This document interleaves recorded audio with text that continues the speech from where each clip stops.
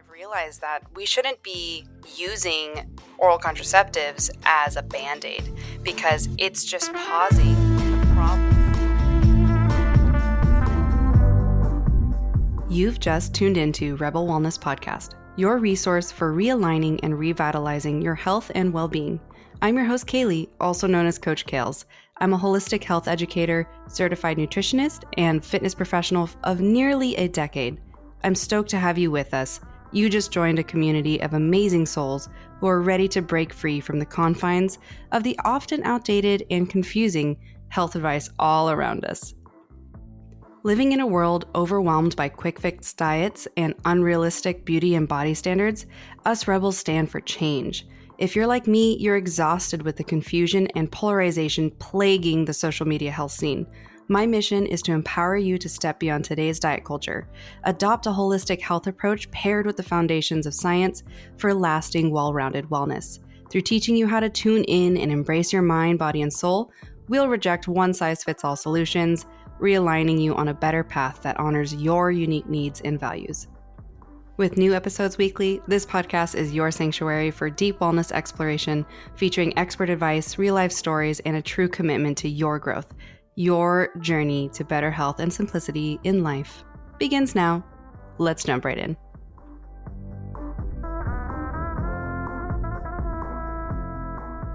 Welcome back to the show, Rebels. Today is a really good, very important conversation that has been a little overdue. I have had many requests on this topic, especially as I've shared a lot more of my own process coming off of birth control over twice now. I'll talk a little bit more about that, so story time in a little bit. But this is a really important conversation because here in the US especially, it has become extremely common for those of us females from the age of, when we start menses, so our first bleed, sometimes all the way into our mid-30s, we're on chronic oral contraceptives. So artificial or synthetic hormones that suppress our ovulation, that make it close to impossible to get pregnant if we are not using condoms or any other sort of barrier protection. And so today's conversation, I'm going to really kind of open up to you about not only my own experience, but kind of a collective of the experiences from the hundreds of women I've worked with over the years, things I've seen even with some of my friends or, just people in my circle in general, so that you can see that this is a collective experience. This isn't just a one-time anecdotal thing. And I think this conversation needs to be had as well because there are different articles and things that came out earlier this year. I believe it was the New York Times, put out a really misinformed article that I would argue was probably funded or inspired at least by Big Pharma, because they do make a steady flow of income from our birth control prescriptions, because, a female on birth control and she's at least on it for 15 years and it's monthly, you know what I mean? So you're dishing out pills monthly, or if you do injections or whatever, IUDs are different. We're not talking about IUDs. So today I do want to clarify, we're specifically talking about oral contraceptives or NuvaRing, anything that is using artificial synthetic hormones to suppress your cycle. And they've been putting out a lot of misinformation, trying to kind of really, kind of dilute the female experience that many of us are coming out and sharing on social media more and more. I would say especially seen it more the last 5 years, honestly. And with the rise of TikTok, I think ultimately TikTok had a lot more girls sharing their experiences, on birth control, coming off birth control, all of the things. And it's real. And it sucks because, I spent so much time trying to find any other form of contraception during my not ready for baby age and phase, where I was like, can they give me a good option that just doesn't alter my hormones like that? But in reality, girls, unfortunately, your cycle is your health. It's a lot to do with our health, especially naturally cycling and having good, healthy ovulations. I talk about this a ton in a lot of my female health oriented episodes. And so suppressing that is going to have outcomes, whether they're positive or negative. Some are positive in some way because, a lot of us like to not have to deal with periods every month. However, there is a cost. There's always a cost for changing and altering a natural system in your body. So we're talking about all of that today. I'm really excited to jump into this with you. And I hope that whatever I discuss today is helpful. It's going to be hard to get as in-depth and such as possible because there is it's a huge world. And we're learning more and more about it because there's more female practitioners that are spending time and their own money on research to help all of us have a lot better knowledge and help our, future daughters and stuff make the right decisions for the right reasons when it comes to should you go on birth control or not. Because honestly, and even my parents have told me that when we were young and starting birth control, around age 15-ish or so is a pretty common time. Usually parents have their daughters get on it because they're so afraid of their daughters getting pregnant that they are just like, you know what, peace of mind, just start you on birth control. Easy, done, and then a lot of other, a lot of my peers and such, they started birth control because of acne or, really heavy periods. But the more I've learned over time, I've realized that we shouldn't be using oral contraceptives as a Band-Aid because it's just pausing the problem that is causing that, because it's not normal to have painful periods to the point where you need to get medicated to deal with it. And it's not normal to have crazy outbreaks of acne. A lot of people just chalk it up to puberty, which plays a big role because your sex hormones are really expressing more aggressively, but they don't just kick in. There's kind of a misconception, especially lately, that your sex hormones just kick in during puberty. They just actually shift into fertility zone the most at puberty. We are expressing our hormone balances from the moment we're born, because that's, if you're female or male, that's what's going to help drive what parts develop on you and all that kind of stuff. But it's important to know that when it comes to birth control, using it as a Band-Aid to kind of, help your acne go away or whatever, your acne is telling you something. All the symptoms that we experience, heavy periods, painful periods, a lot of blood clots, a lot of fatigue, acne, like I just said, those are all expressions of an imbalance that's already there. And nowadays we have a tough time with our environmental endocrine disruptors, so things that can influence our hormones. And so from a young age, a lot of these young girls are getting influenced through the food they eat, the products they put on, especially makeup and lotions and all this different stuff, the candles they burn in their room, their lifestyle factors, whether or not they're very active, all these different things come together to influence your hormone balance from even before, and then puberty exacerbates it. Puberty is basically just all right, now we're going to spike your estrogen and your progesterone because we want you to start being fertile, because this is when your genetics are supposed to start being able to have babies.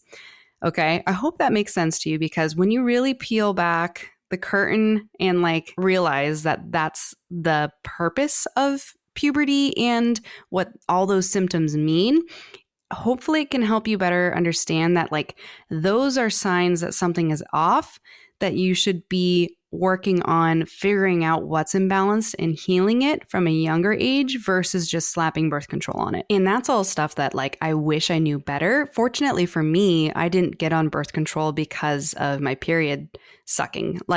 A lot of my peers did, including my sister even. But for me, I actually had pretty standard normal periods, which was probably a sign that my hormones were decently balanced. And then I went on it because, of the classic fear of getting pregnant.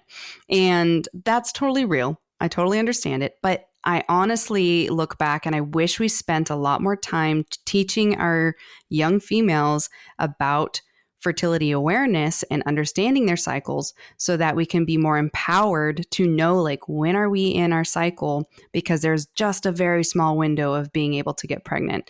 And if we better understood that and took the reins on, avoid abstinence during that 1 week window, or using other methods and understanding how to safely use those methods so you can prevent risk of condom breakage or any of that.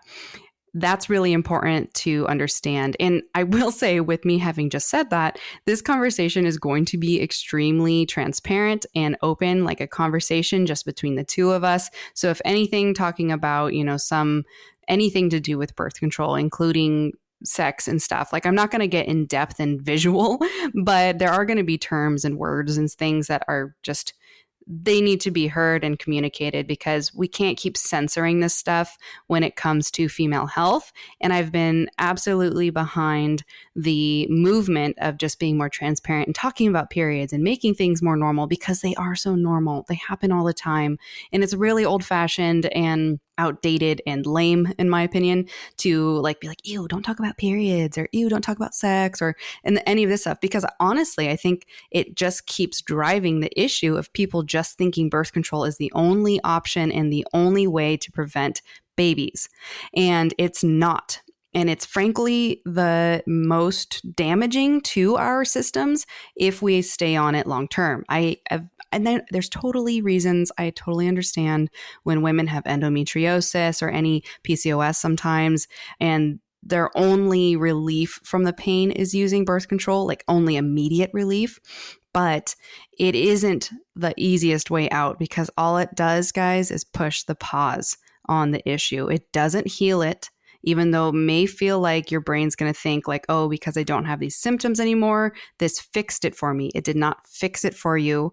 It put a pause button, and it could actually make it worse in the future, especially if you're trying to conceive or you start to go through menopause, if you don't want kids at all. Both of those things are perfectly great options and your own choice. But at the same time, you just got to remember that birth control is always a pause button or a regression. And this is me saying it not to scare you from it, but to be really freaking real, because I'm just really tired of these different resources. Specifically, it's usually like conventional medicine, Western medicine based practitioners who just read the basic little study that the company that is selling the pills did to continue to sell the pills, quote unquote, safely. And they're not learning.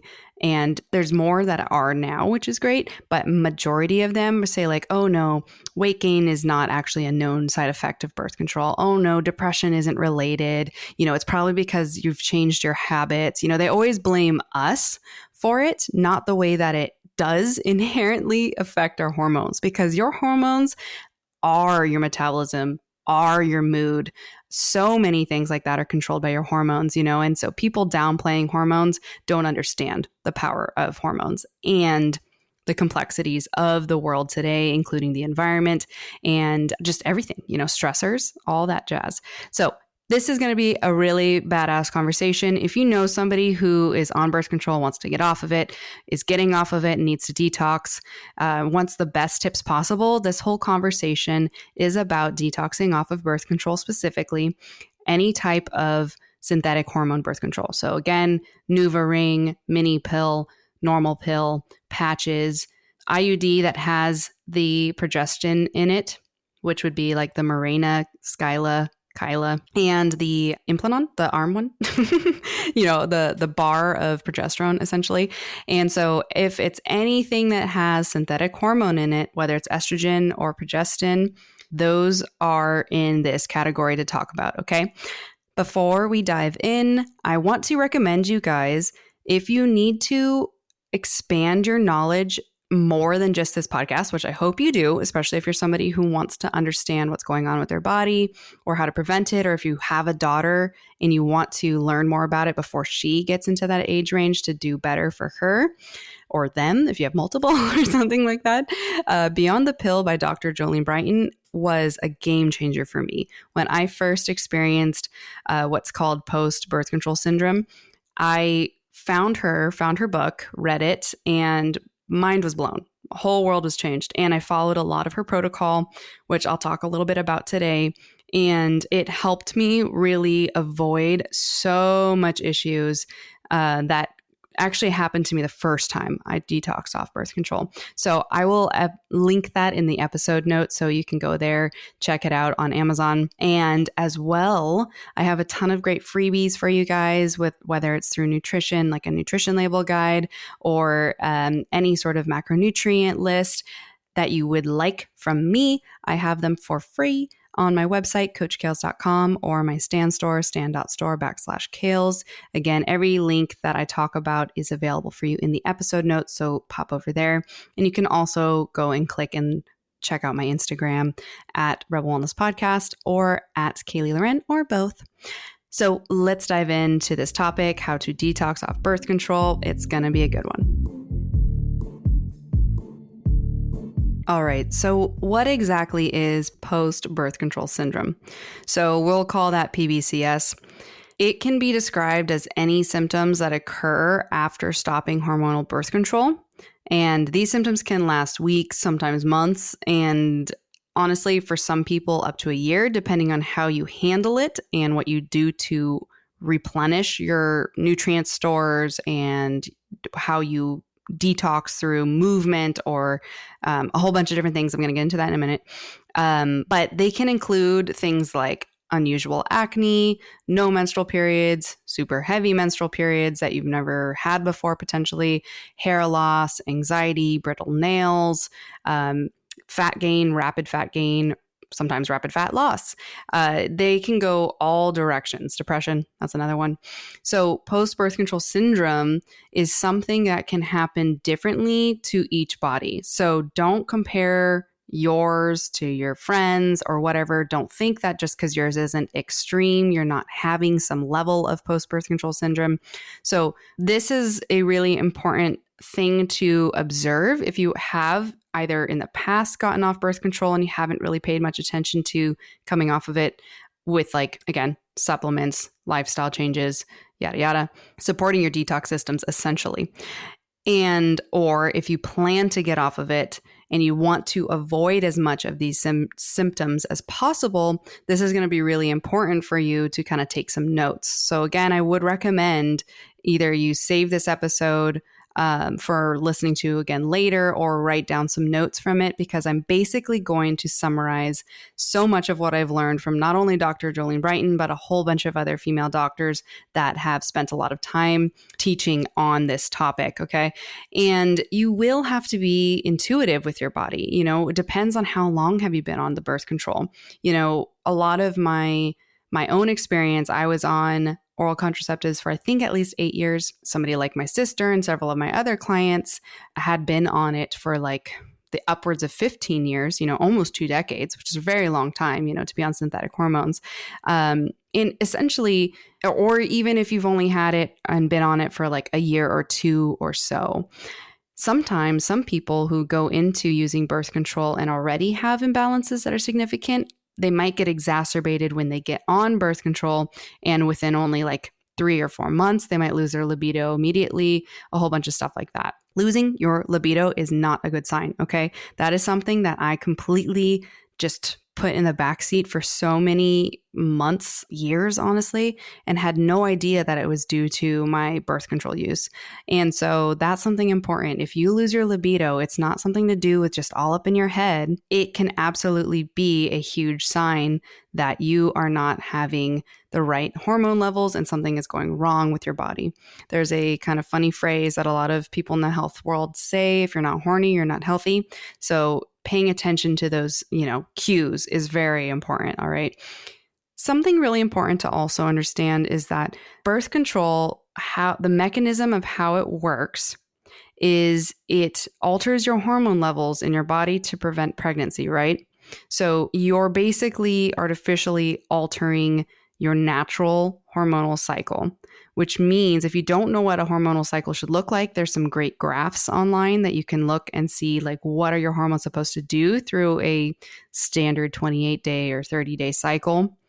And it'll be really insightful for you to better understand how taking artificial hormones to, you know, stop ovulation essentially can cause issues over time. If you don't understand any of those things, it's going to be really hard for you to better understand what's happening to your individual body. And another concept I learned way too late in life. Like I was in my late 20s when I learned this, but periods on your cycle are not real periods. If any doctor has ever told you that's a real period, they are wrong. It is a ghost period, quote unquote, where essentially it's just allowing your body to mimic the bleeding and clearing out of the uterine lining that thickens and grows due to you taking progestin, which is the fake version of progesterone, in your pill form. Okay. So essentially, you stopping the hormones for those 5 days kicks your body into shedding that. However, you did not have a real cycle. It's not a real period, quote unquote, because you did not ovulate. Those hormones are being spiked in your body to tell your body and to quote unquote mimic that it's pregnant is a phrase you'll hear a lot from doctors. And essentially, it sort of does that, but it does not allow you to period. You just bleed. Okay. So we call those ghost periods because they're not actual real bleeds. A lot of people get those misconstrued and they think that they are having periods consistently because they do the sugar pills. But unfortunately, that is not that. And you gain a lot of the inverse of your estrogen phase, aka your follicular phase, and then your progesterone phase, which is your luteal phase. And I'm not going to get into those phases and everything. There's Hot Take Summer last season, episode 36. I talk a lot about all the concepts of birth control and cycle tracking, where I do get into things in the cycle. So listen to that. I do believe episodes 2 through 4 of the initial of this podcast, when I first launched it, I do talk a lot about that as well. So if you want to learn more about your cycle, those would be great episodes for it. I'm probably going to re-record a new episode to kind of go over the basics of it, because especially as time has gone on, I've gotten better at structuring how I approach things and talk about it on the podcast. So I'm probably going to do some updated ones now that we've been rolling for a little over a year and a half now, which is great. But so it's very important for you to understand the different phases in your cycle and understand the fact that those are essential for feminine health and well-being, vitality, all that jazz. If you don't have one of those things without the other, over time, you start to deplete your natural production of either estrogen or progesterone. Typically, we see progesterone get waysided because you're taking fake progestin and your body's responding to that. And then it doesn't produce natural progesterone on its own. And unlike what a lot of, again, conventional medicine will tell you, progestin does not operate the same way that progesterone does. Progesterone is your calming hormone. It's your inverse bestie with estrogen. You need it in a good ratio to have better health and happier periods and all that jazz, and healthy fertility for pregnancies in the future. So if you don't have that and you suffer from anxiety and depression and you've been taking a birth control contraceptive device or pill or whatnot that involves progestin, odds are very high that you are not producing enough progesterone naturally in your body, and you may have kind of this imbalance that we tend to refer to as estrogen dominance. And that can cause a lot of post-birth control syndrome as well, which is what I experienced personally. So I'm going to take a minute to talk about that real quick. So for me, what kind of really spiked my interest in this was back in 2017 when I first decided to get off birth control pills. I had really stubborn, belly fat, which later I kind of learned that had to do a lot more with my cortisol being chronically elevated because of being an early entrepreneur, just graduating college, running my business, doing everything on my own, stressing myself out. And so I actually got that stubborn layer of belly fat, more so probably from that chronic elevated cortisol. But at the same time, I sprung into post-birth control syndrome 3 months after, 2.5, maybe 3 months after getting off oral contraceptives. And I distinctly remember this moment because no matter how well I ate, dieted, I started to try to run even. I was so desperate to try to get the weight to stop gaining. And all of a sudden, I got a really puffy face.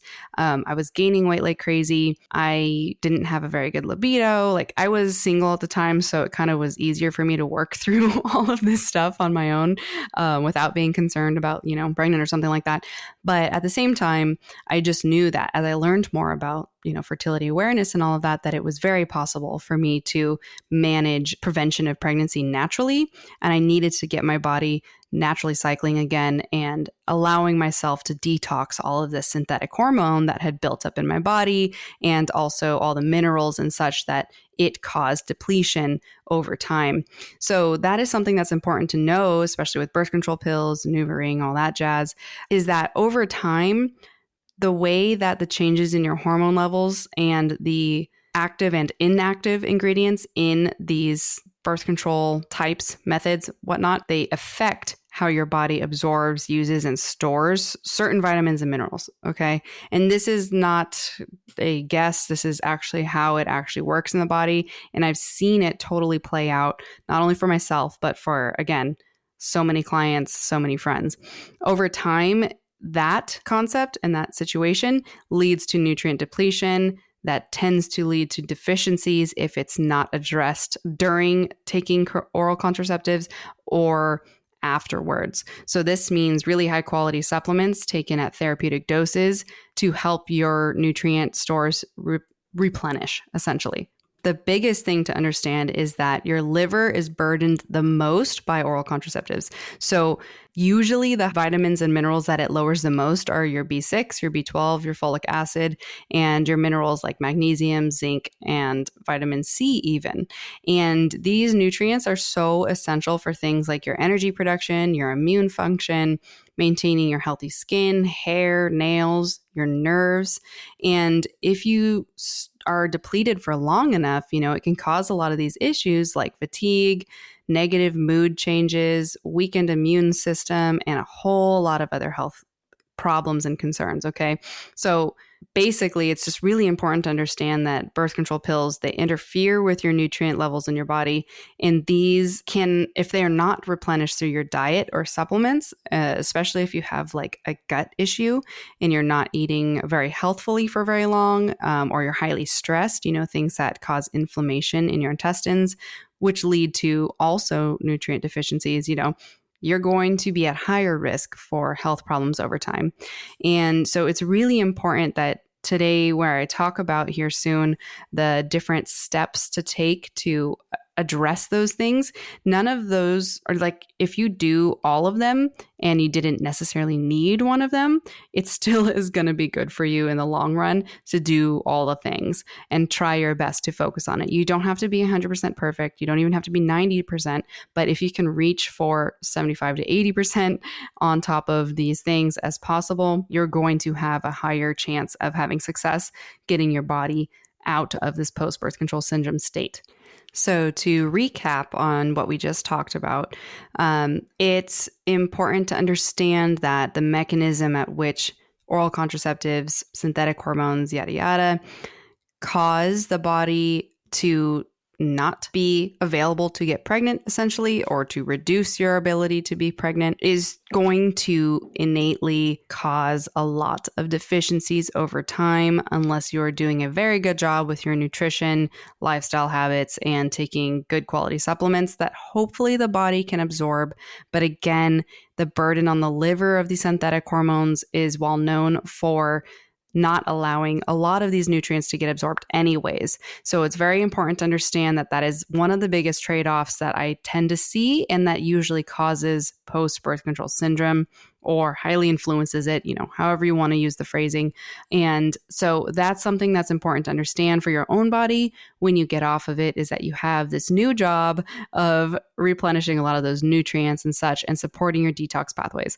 We're going to talk about that here in a second, but I do want to finish out that for me, honestly, and a lot of my clients, it's important to understand, because you might be wondering, like, how long is this going to take, Kales? Like, I don't know, like if I can, saddle up for this process.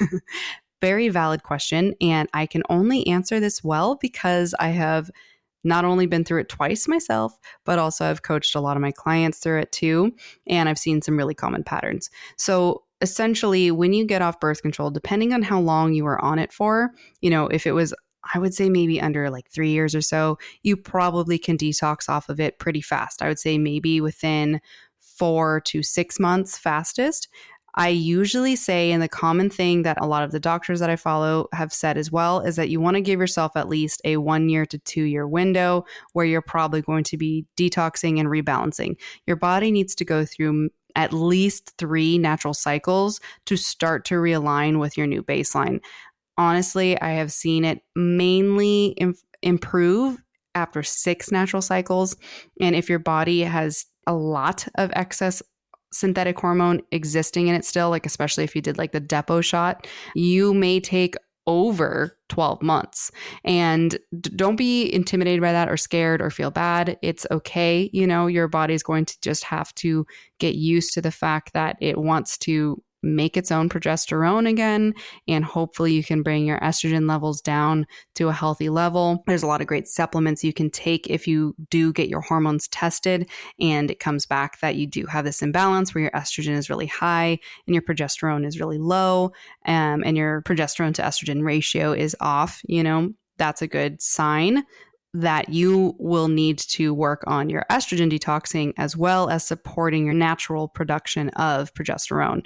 And so there's, you know, and that's just one case. Some people may have low levels of everything. Some people may have high levels of everything. Some people may actually be presenting in PCOS where they have high androgens, so your testosterone and your DHEA, and they have low estrogen and progesterone, or high estrogen, low progesterone, high testosterone. Again, that's another PCOS blood work type that we tend to see. So it's very important you get your hormone levels tested. I would say after 3 months of getting off birth control. Okay. You don't want to do it so quickly after because it could artificially alter what's your natural state. So once you've cycled naturally at least 3 times, that would be a great time for you to go get your hormones tested on day 21. Day 21 is the gold standard if you're going to be getting your progesterone levels tested and your estrogen to try to see where your healthiest levels are when they should be spiking. Because day 21 is the start of your luteal phase, which can give a lot of insight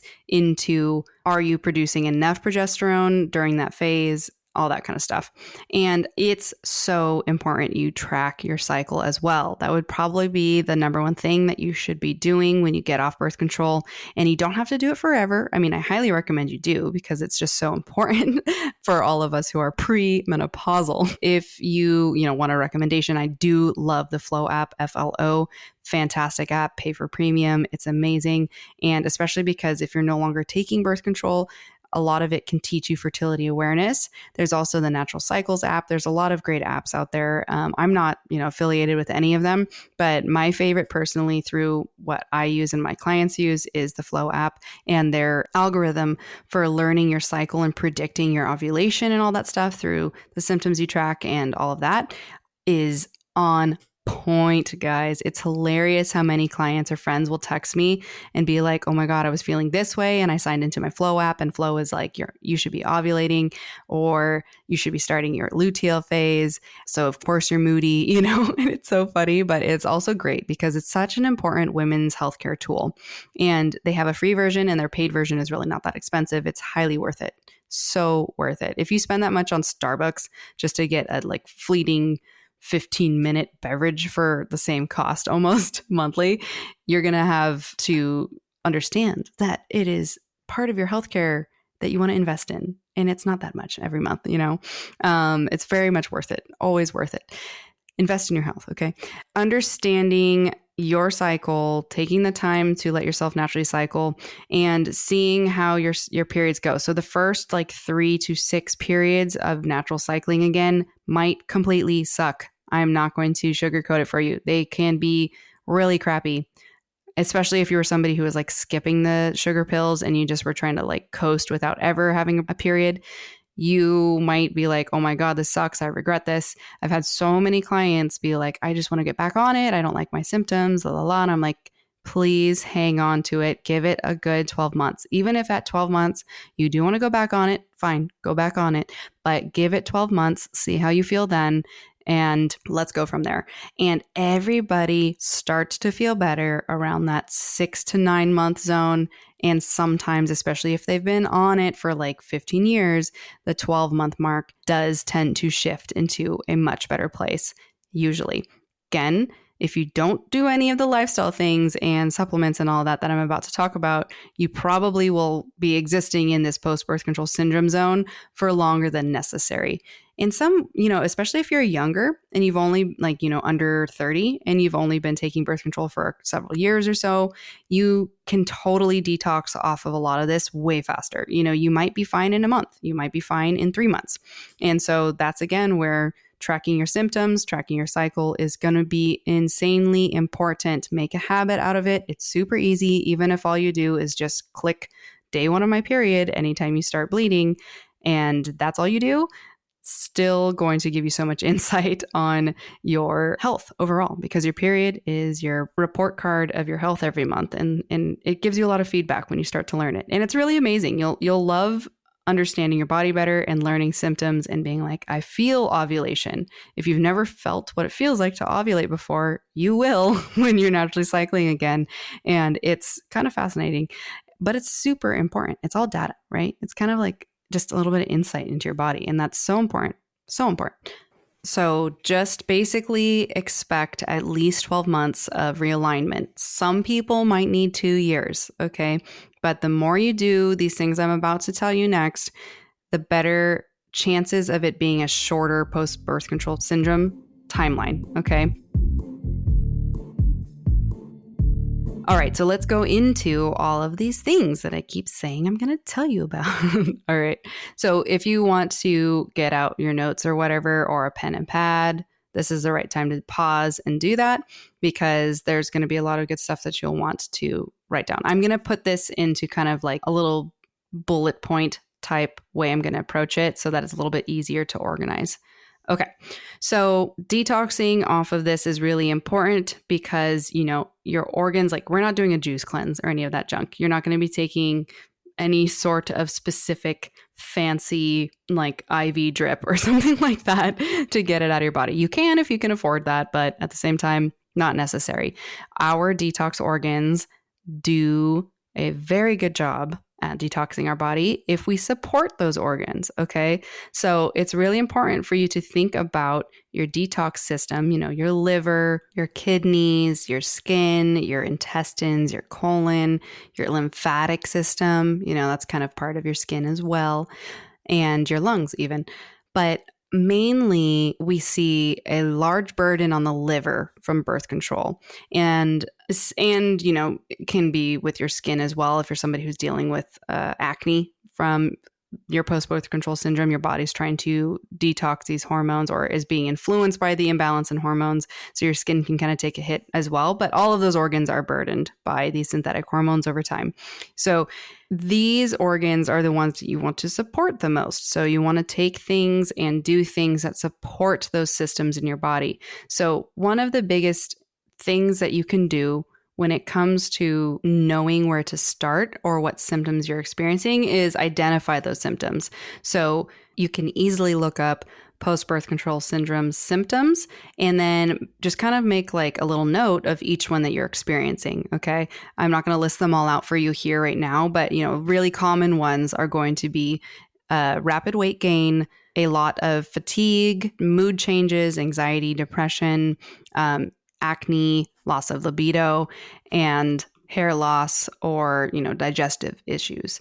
Those are really common things that we'll see coming off of birth control. And those are all symptoms of, your hormones being imbalanced essentially, and trying to reestablish a natural cycle again after you get off of something that was suppressing your cycle. So identify those symptoms, and then it can kind of help you figure out what to focus on. But ultimately, I like to think of the system as an entire environment that you want to, or ecosystem rather, that you want to support. So there's a whole lot of things that you can do that will take care of many of those different symptoms. So one of the biggest things that you're going to want to do is you're going to want to look at your diet and try to balance it as much as you can. Again, at least like an 80-20. So 80% of the time, you're doing your best to follow a more well-rounded diet. You guys have heard me say that term before, unless you're new here. And that is kind of including a good amount of fiber, good healthy proteins, healthy fats, and, more vegetables than starches with your carbs, because vegetables contain a lot more phytonutrients and fiber that help support your gut as well as your detox organs. And cruciferous vegetables in general, specifically, broccoli, actually contain what is abbreviated as DIM. And DIM is a natural substance that comes from cruciferous vegetables that helps detox out excess estrogen. So if you are somebody who is presenting with more high estrogen symptoms like the weight gain, the puffiness, major mood swings, and things like that, that will be a really good thing for you to focus on is cruciferous vegetables. And again, I have a whole free macronutrient list of all the foods that land in those categories for you guys, available for free on my website and on my Stand store. So again, check out the show notes if you want to quickly download that. It comes with a little macronutrient grocery list, but you can ignore that page on the PDF if you'd like to. But that would be a really great place for you to kind of realign with figuring out which foods land in what categories for you to pick and, choose a good protein, a good fat, and a good carb source for every meal. You want to have a rounded meal with each of those categories as often as possible. And you really want to increase your fiber, especially during this time, because it's going to help those detox organs really churn and do their job. And it's also going to provide you with a ton of good quality nutrients naturally, so vitamins and minerals naturally, when you focus on those foods more. If you stick to junk food, processed food, fast food, just carbs based food and things like that, things that are really easy to eat and they give you a fleeting bounce of energy, because they're all sugars, you're going to have a lot of issues trying to get enough nutrients and trying to support your gut and your liver and all of those different systems, because you're depriving your body still of a lot of the stuff that it needs to run optimally. Okay, so when it comes to supplementation, and again, this isn't medical advice. When I'm talking about all this stuff, this is all just conversational based and suggestions. So make sure you discuss with whatever practitioner, ideally your functional medicine or naturopathic medicine doctors, when it comes to post-birth control syndrome, because unfortunately, majority of the time when I've had clients or friends discuss these symptoms after coming off birth control with their PCP, GP, all Western medicine doctors, they basically write them off and they say like, oh, that's not because of your birth control. And they send you home, or they try to get you back on birth control. Unfortunately. So unless your PCP is somebody who incorporates more of a integrative approach or a holistic approach, probably find a practitioner or somebody to kind of run your hormones, figure out where you're at after 3 natural cycles coming off birth control, and then find out what you need. It's so much better to invest the couple $100. Sometimes it's cheaper than that, or maybe if your practitioner will run it for you through insurance, you'll be very lucky if they will, but you might as well ask. And or you can use your HSA or something like that from your work to run in-depth blood work and find out what's deficient and what's imbalanced. It's going to be so much better so that you don't have to just take shots in the dark about your supplementation. If you can be specific about where your individual body is at, that's going to save you so much time and money. So I always recommend getting tested first before you just start to take all these different random supplements. But if you're somebody who doesn't have access to that, or doesn't know how to, or doesn't have the current finances for it, you're not going to be harmed by taking certain supplements to get off of birth control and replenish all of those things that might be deficient at the time. So consider taking a good quality magnesium. You can do a magnesium complex that has a variety of different important forms of magnesium, because all those different forms of magnesium do different things. Or the most common one I tend to recommend to my clients is magnesium glycinate. It's the easiest to digest, and it helps with a lot of specific important systems in the body. You also can take a good quality B vitamin complex. So a B complex, I usually recommend people take a methylated version, because a lot of females actually have a genetic variation that does not allow us to methylate, aka break down and utilize B vitamins very well, if at all. Some people have, like a genetic variation called like MTHFR. Some people might have a double MTHFR and things like that, which make you pretty much unable to break down B vitamins. And B vitamins are extremely essential, and they're the number one group of vitamins that get waysided, they get depleted heavily during chronic use of oral contraceptives and other birth control methods that use artificial hormones. Okay. So you're going to want to make sure you take a good quality B vitamin complex for at least 12 months. Okay. And then you can look into some adaptogenic herbs like ashwagandha and stuff to help support natural levels of, your cortisol and rebalancing your DHEAs, your testosterone, your estrogens, all that kind of stuff can be helped by a lot of adaptogenic herbs.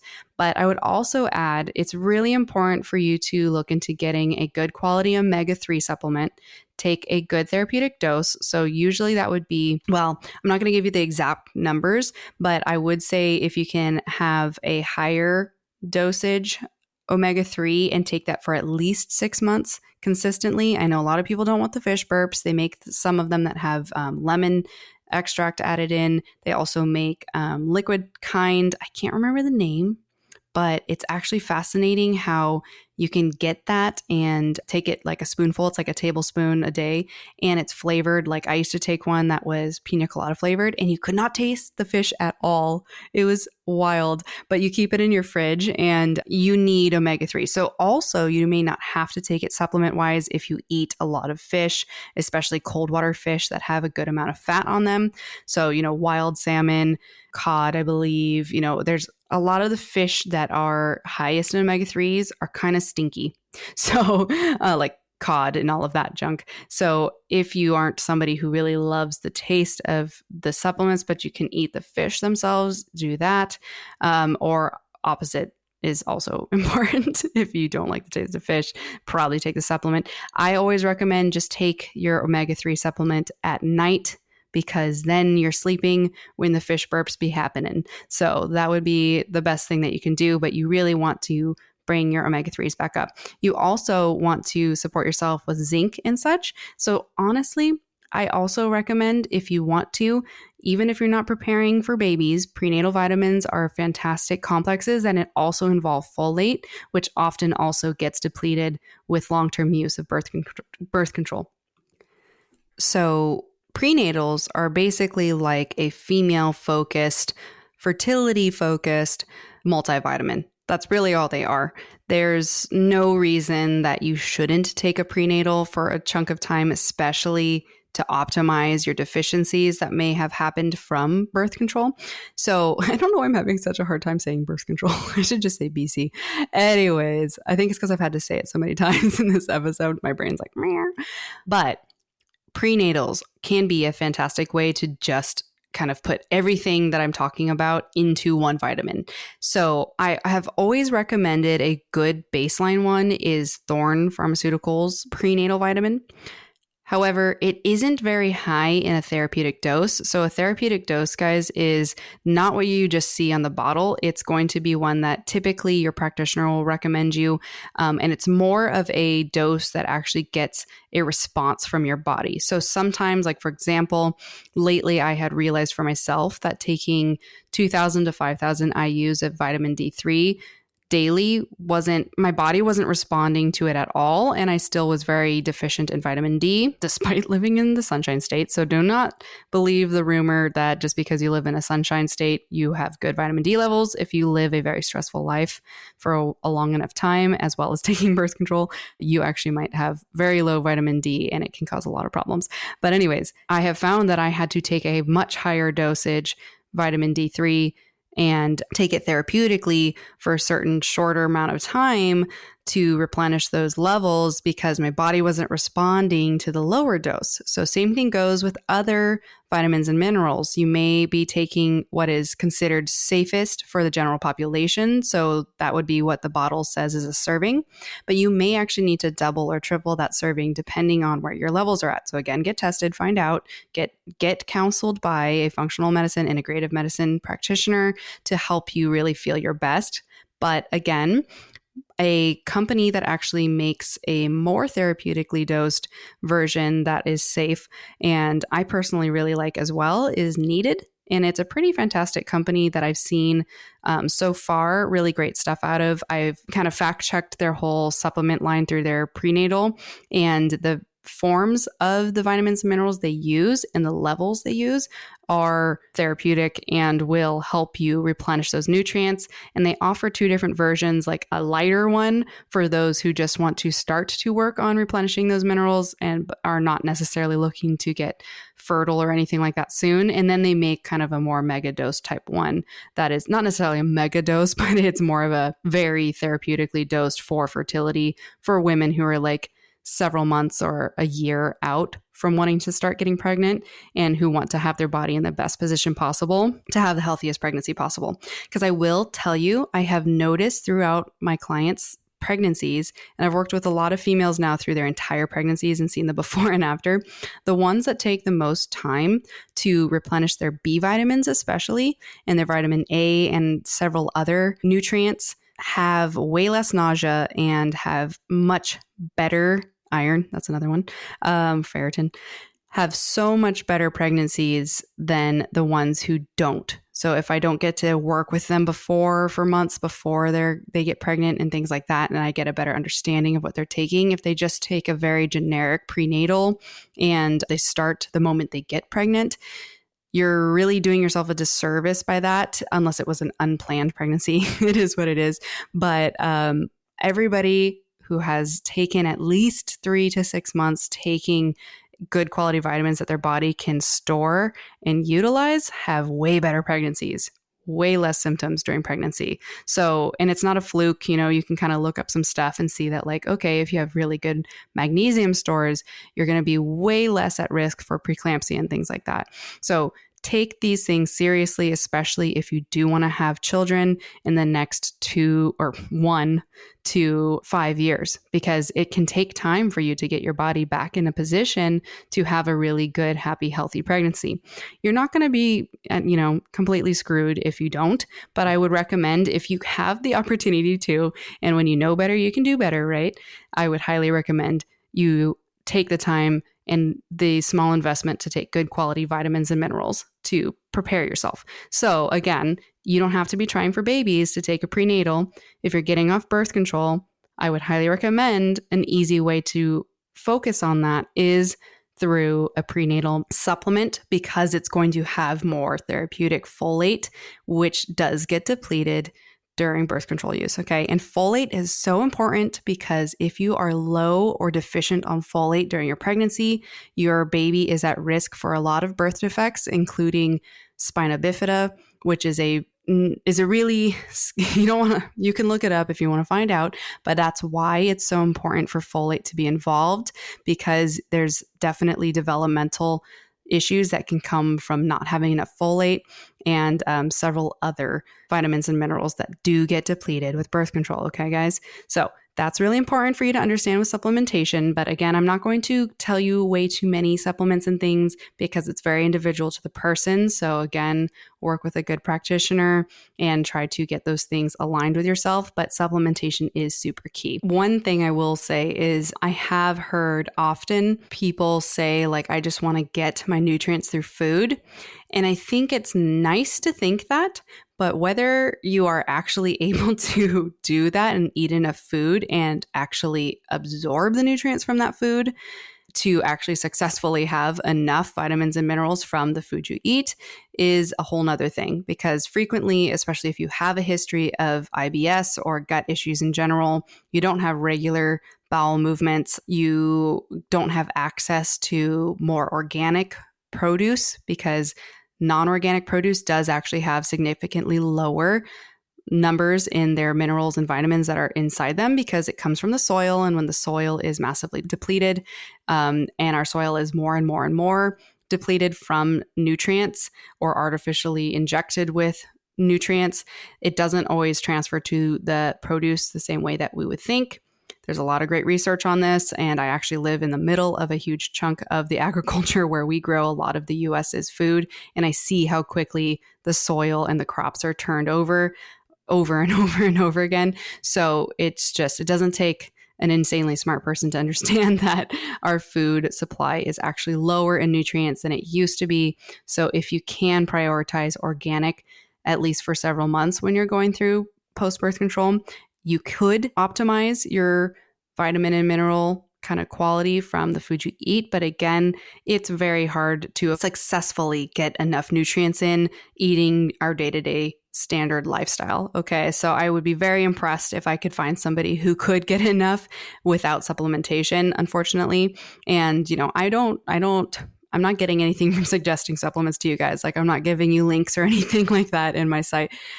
So it's important for you to understand that sometimes you just have to do some supplements for a little bit of time, and they are absolutely safe if you take good quality companies like Pure Encapsulations, Vital Nutrients, Designs for Health, Thorne Pharmaceuticals, etc. Those are great ones. I do have a whole episode on supplements and how to kind of figure out which ones are the best. So that's episode 13 if you want to go back and listen to that one.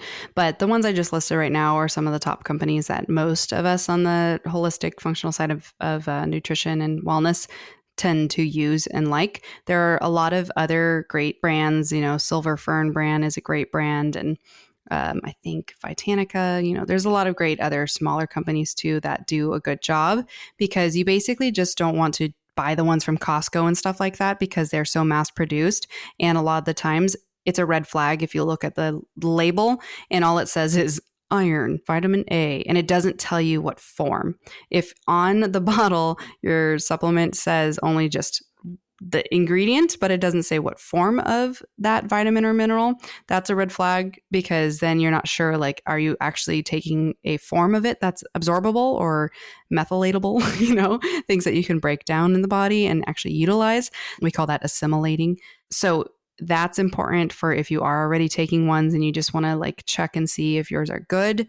I would double check and just make sure that you can see that on the back of the bottle. So the next thing that you want to pay attention to is, how are you exercising, or how are you moving throughout your week? It doesn't need to be every day, but if you can do as much as possible, as often in your week, that's going to be the best during this post-birth control, let's say 3 to 6 months, okay?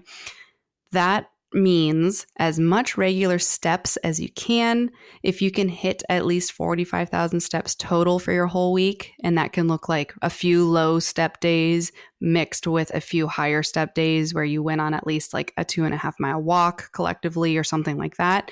It's not that hard to reach 10,000 steps a day if you do a 30-minute walk every night after dinner or after breakfast. Whatever moment in your day you can prioritize movement is going to be important. You don't need to go do crazy spin cycle classes or any of that stuff. Frankly, if you are somebody who is highly stressed in your day-to-day life through your children or your work or whatever, you probably don't want to do high output exercise classes in general right now, because they operate on cortisol as well. Cortisol creates energy. So if you are asking your body through stress for energy, you're not going to do so well to do these high CrossFit, Orange Theory, all of those types of just show up, sweat your balls off and go kind of classes, because they're going to probably have a negative impact on your hormone health. So I highly recommend you shift into a hot yoga, or even just a regular yoga class, or a heated, it doesn't have to be hot.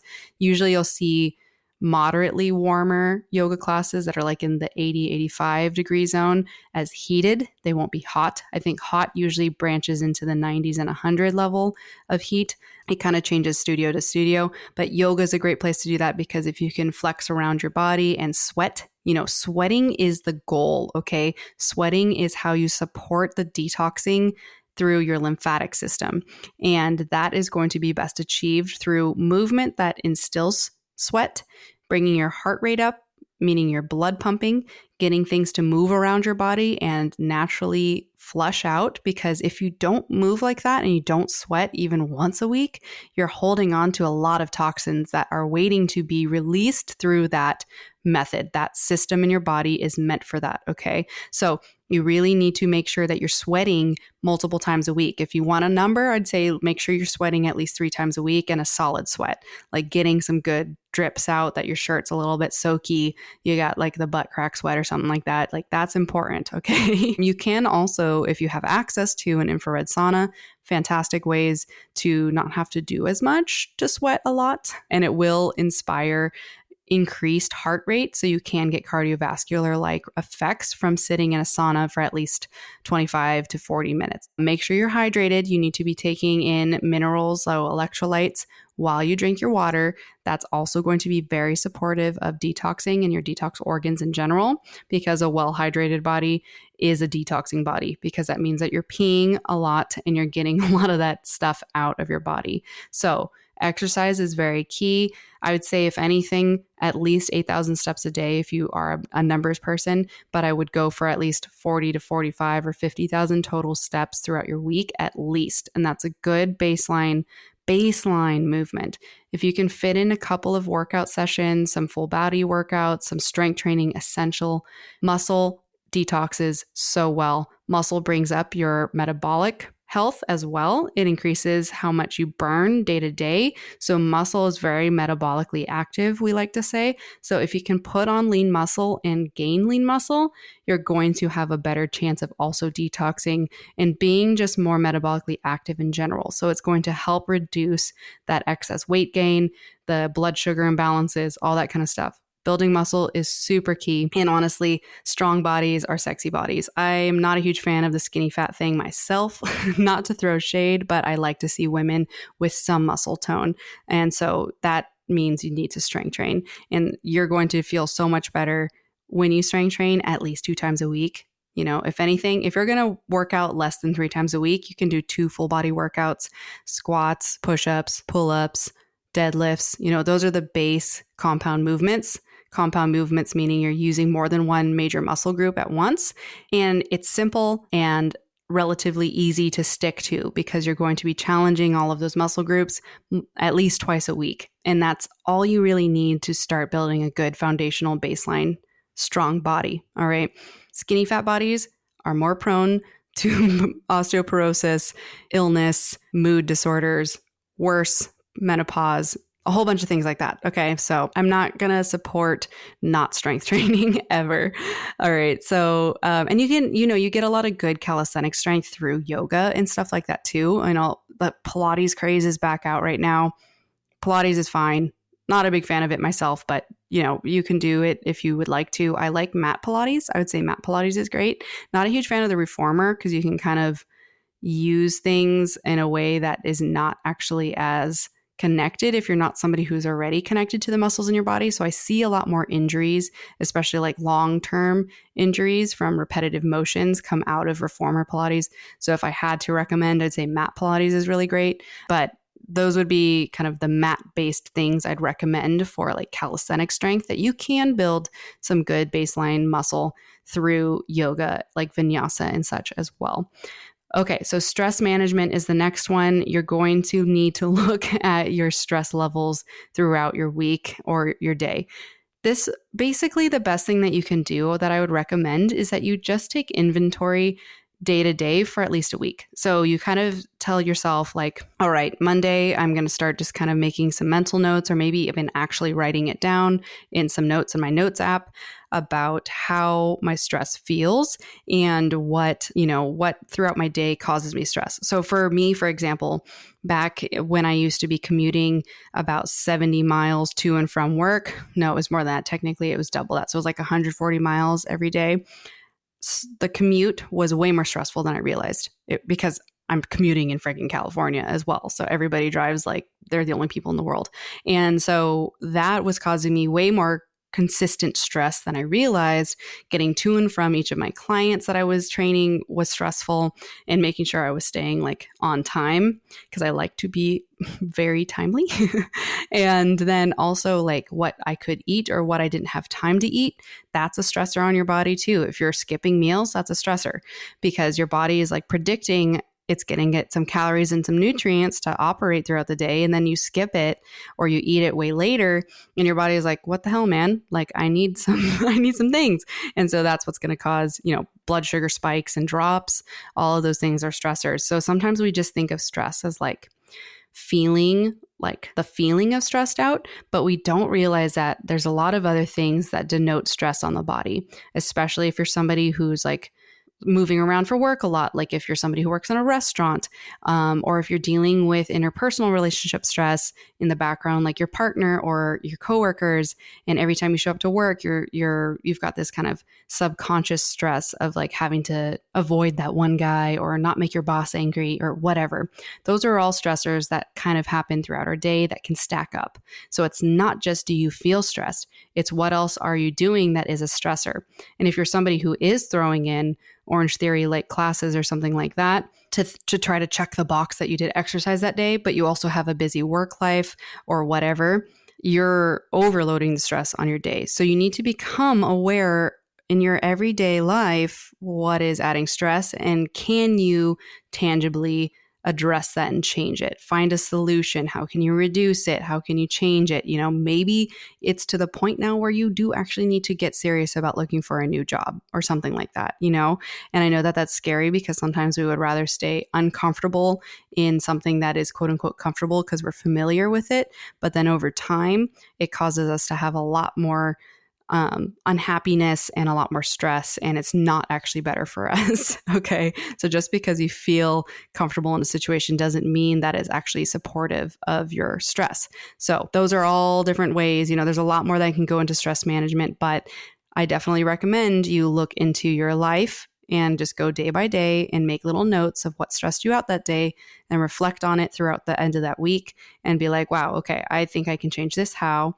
For me, I finally just had to stop commuting. Like I was like, I need to just put my foot down and let my clients know I'm available remote, or I can recommend you to another trainer in the area, And for me, that was really freeing because I realized I needed to take care of myself and cut out that major stressor in my life. And it's been amazing ever since, guys. I know I talked about it earlier this year, and ever since I'm 4 months out from that commute, and I'm like, I am so glad I am not rushing in the morning to get ready to go sit on the road for a total of 3 hours every day and skip my workout because I'm just beat from freaking driving and navigating all these mean drivers.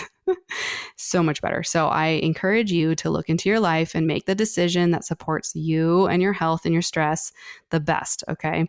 Very important for you to do that because stress can just wreck your life. It'll just wreck your life.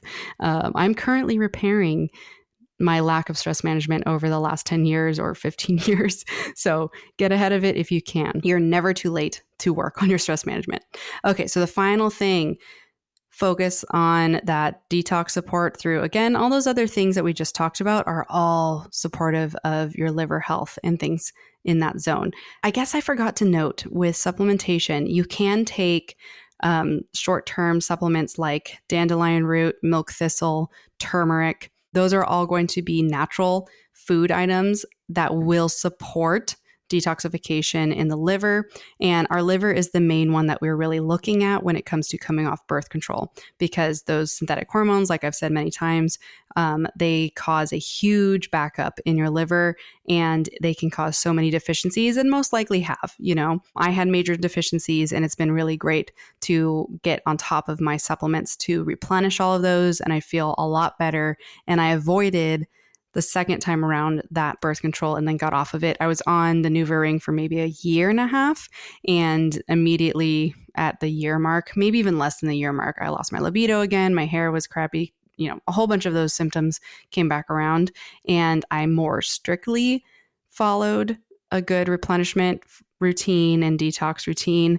And I didn't actually have hardly as many symptoms at all. And I was pretty much out of it within 3 months. So very important you guys take this whole phase coming off birth control seriously. And I hope today's episode was really helpful for you to better understand the whys and the what's to do about getting off birth control and supporting your body better. Ultimately, I just really want you to learn from my mistakes and any of the mistakes that I've experienced with other women coming off birth control. And I hope that you're set up for success moving forward out of this birth control zone and getting back into your body. And I really encourage you to just trust the process. You have to trust the process. When things go crappy and you've got all these symptoms, either again or for the first time, and you're like, what is going on? Follow all of this advice to as best to a T as you can, and just keep the faith work through it. I promise you, at least within, or at most within 12 months, if you're doing all these things properly and you're not feeling better, I'll be confused. You will feel better is what I'm trying to say. Give it 12 months at least. And I promise you, you will start to feel better and hopefully the best you've ever felt, And if you don't, again, I cannot stress enough, you need to work with a good functional naturopathic or integrative medicine doctor to help you get on the right path, because they can do a lot more for you individually to help figure out what's going on. Okay. All right. Celebrate your strength and nourishment. Walk with confidence. I will catch you on another episode of Rebel Wellness.